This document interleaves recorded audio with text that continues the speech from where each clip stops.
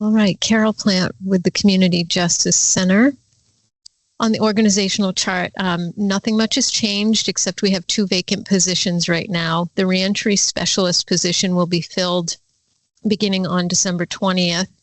That was filled by Alfred Mills, longtime employee with us, and the restorative outreach specialist, we might not fill that position. It's been difficult because it's a 12-hour-a-week position. Otherwise, Rick Pereira has been working as the restorative programs coordinator, and we still have about 50 volunteers that actually implement the programs that we do at the Justice Center. So those programs, the core services, are Department of Corrections funded programs, the restorative justice panels, circles of support and accountability, and reentry navigation under the reentry specialist, and then the restorative outreach to affected parties. Right now, the restorative justice panels for 2025, fiscal year 25, include pre-charge and community referrals, meaning that we do cases that are ordinance violations and driving violations and that sort of thing. Going forward in 26, it will be just probation referrals for the panels, and that's a change that I can talk about in a little bit further down. The other main programming that we do is the Parenting with Respect class, and that is with funding from the Vermont Domestic Violence Council. So that's about $29,000 a year, and we implement that program. We run the class 4 times a year. The last piece that I'll mention that's not on this slide is that we have a small contract for $5,000 with Harwood Union High School to do some in-house restorative justice services for them.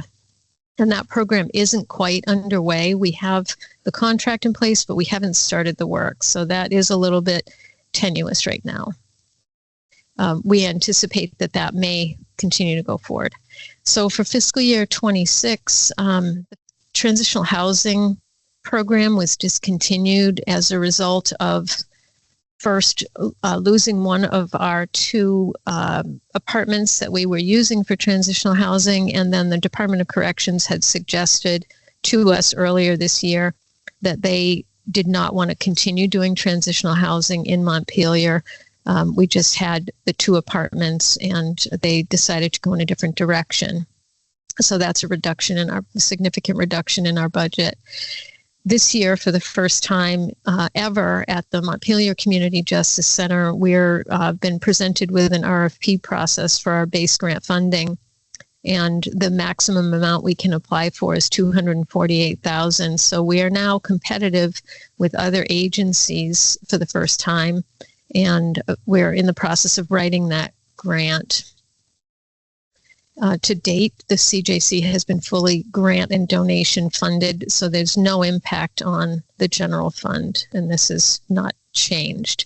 What we are grateful for are the in-kind contributions of the city, so that's a real benefit to the Community Justice Center.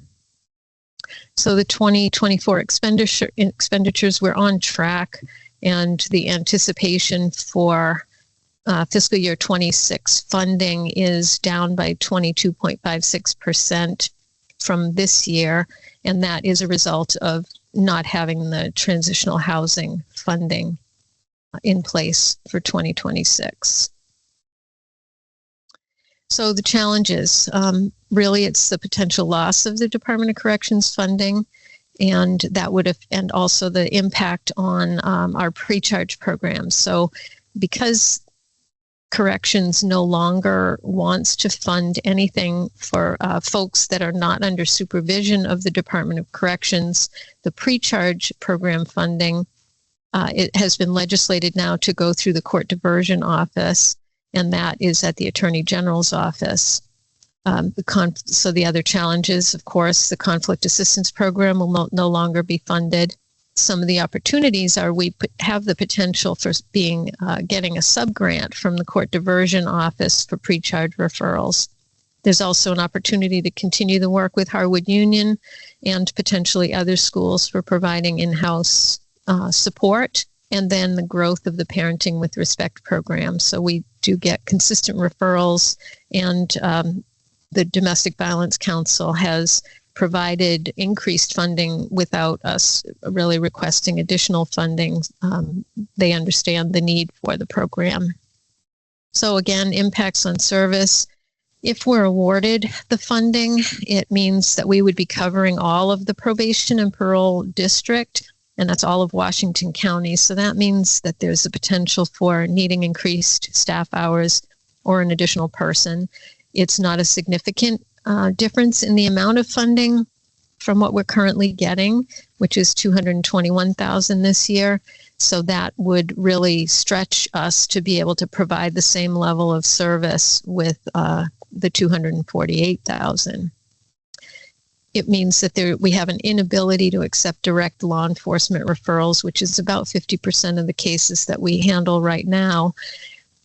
That is the lowest place in the Intercept model that we take referrals, which has a real positive impact potentially on changing behaviors in the community when people have the opportunity to do an alternative process before they're fully embedded in the criminal justice system. So that would be a detriment to the city, to the community members here. We'd no longer be able to process, again, the city ordinance violations, driving violations, or the permit challenges. Sometimes we are asked to step in when there's from the planning department, folks are contesting a permit. Community educational forums and events would no longer be funded, and these forums are important to us to understand what the community wants and needs from the Justice Center, so that wouldn't be happening.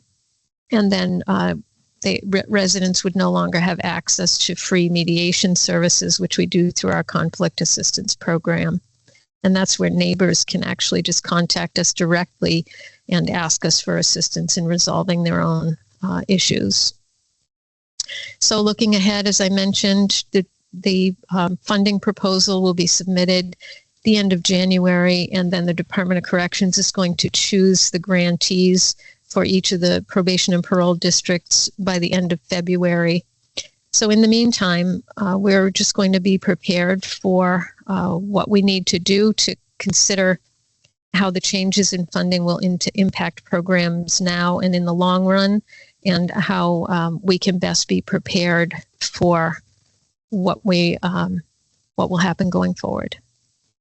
Thank you so much for watching the video, and if you have questions, my contact information is there on the slide, and feel free to reach out.